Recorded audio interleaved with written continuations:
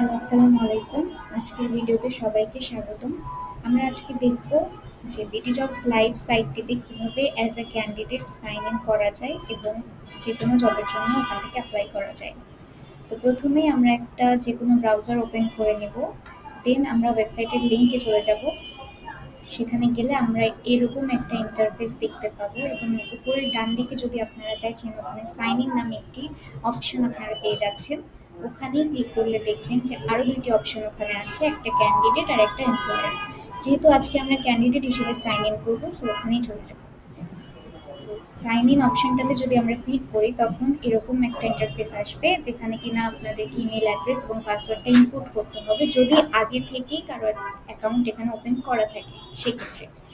আর যাদের ওপেন করা আছে অ্যাকাউন্ট তারা যদি কোনো সময় পাসওয়ার্ড ভুলে যায়, তো সেখানে ফরগেট ইওর পাসওয়ার্ড অপশনে ক্লিক করলেও সেখান থেকে আবার পাসওয়ার্ডটা নতুন করে সেট করে দেওয়া যাবে। আর যাদের অ্যাকাউন্ট এখনো ওপেন করা নাই তারা এখানে রেজিস্টার হেয়ার অপশনটাতে ক্লিক করলেই নতুন রেজিস্টার হেয়ার অপশনটাতে ক্লিক করলেই তারা এরকম একটা পেজ পেয়ে যাবে, যেখানে কিনা তাদের ডিটেলসগুলো ইনপুট করতে হবে। সেখানে আপনার নাম, আপনার ইমেল অ্যাড্রেস, ফোন নাম্বার আর পাসওয়ার্ড ইনপুট করতে হবে। ফোন নাম্বার ভেরিফিকেশনটা এখানে অবশ্যই জরুরি। তারপরে রেজিস্টার অপশনে ক্লিক করে দিলে একটা অ্যাকাউন্ট ওপেন হয়ে যাবে।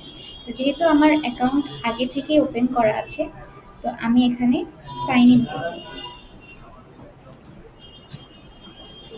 এই যে আমার অ্যাকাউন্টটা এখানে ওপেন হয়ে গিয়েছে। আমরা এখানে মাল্টিপল অপশন দেখতে পাচ্ছি, যেমন এটা একটা ড্যাশবোর্ড।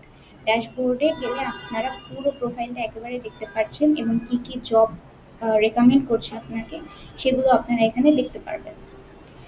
আর এডিট প্রোফাইলে গেলে আপনারা ওয়ান বাই ওয়ান সেকশনে গিয়ে আপনারা আপনাদের ডিটেলসগুলো দিয়ে সিভিটা তৈরি করে ফেলতে পারবেন। এখানে যেমন আছে পার্সোনাল ইনফরমেশন, ক্যারিয়ার অবজেক্টিভ, তারপরে প্রেফার্ড এরিয়াস যেগুলো আছে আপনাদের, ওগুলো মানে আপনারা আসলে কোন জায়গাগুলোতে জব করতে চাচ্ছেন লোকেশনগুলো ওখানে সিলেক্ট করে দেবেন। জব এক্সপিরিয়েন্স যদি এর আগে কোথাও জব করে থাকেন তবে সেগুলো অ্যাড করে দিবেন। তারপর এডুকেশন, ট্রেনিং, সামারি, এরকম করে প্রত্যেকটা ওয়ান বাই ওয়ান আপনারা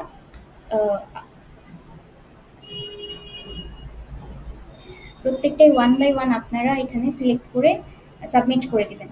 তারপরে আমরা এখানে দেখছি যে প্রিন্ট রিজিউম নামেও একটা অপশন আছে। যখন আপনারা আপনাদের পুরো প্রোফাইলটা কমপ্লিট করে ফেলবেন তখন কিভাবে প্রিন্ট করবেন, ধরেন যে আপনি একটা সিভি বানাতে অনেক হ্যাসেল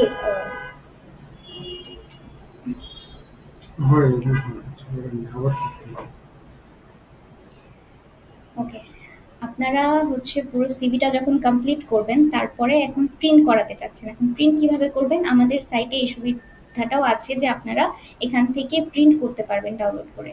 সো প্রিন্ট রিজিউমে গেলে দেখবেন পুরো সিভিটা একেবারে প্রত্যেকটা অপশন সহ এখানে চলে আসছে। তো এখানে আপনারা ডাউনলোড করে প্রিন্ট করে নিতে পারবেন। এখানে আরও কিছু সুবিধা আছে, যেমন ভিউ মাই ওয়েব পেজ অপশনটাতে আপনারা যদি যান তারপরে দেখবেন যে এখানে পোর্টফোলিও আকারে পুরো ইন্টারফেসটা চলে আসছে। তো আপনাদের যদি কোনো পোর্টফোলিও আগে থেকে না বানানো থাকে আপনারা এই সুবিধাটাও এখানে পেয়ে যাচ্ছেন। আর পোর্টফোলিও বানানোর পরে আপনারা এটাকে বিভিন্ন সোশ্যাল মিডিয়াতেও আপলোড করে দিতে পারেন আপনার নিজের ব্র্যান্ডটাকে বাড়ানোর জন্য, ব্র্যান্ড ভ্যালুটাকে বাড়ানোর জন্য।